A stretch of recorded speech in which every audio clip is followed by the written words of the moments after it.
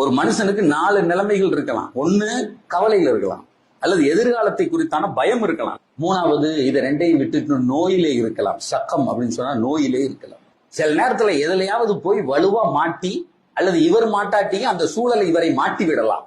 சித்தத்தும் இப்படி ஏற்பட்டால் நாயகம் ஸல்லல்லாஹு அலைஹி வஸல்லம் சொல்றாங்க, ஃபல் யகுல், அவர் சொல்லட்டும், அல்லாஹ் அல்லாஹ் ரப்பி லா ஷரீகலா, அல்லாஹ் அல்லாஹ் என் இறைவன் இறைவன் மட்டும்தான், லா ஷரீகலா அவனுக்கு இணை இல்லை என்று சொல்லட்டும். அப்படி சொன்னால் பெருமானார் சொல்றார், என்ன தெரியுமா நடக்கும்? அவனை சுத்தி உடனே அந்த கவலையும் அந்த நோயும் அந்த அழுத்தமும் அங்கிருந்து எடுக்கப்படும். அதற்கு நேர்மாறான மகிழ்ச்சி தரப்படும். சார் எழுதி வைத்துக் கொள்ளுங்கள், கேன்சர்னு சொன்னாலும் போவும்.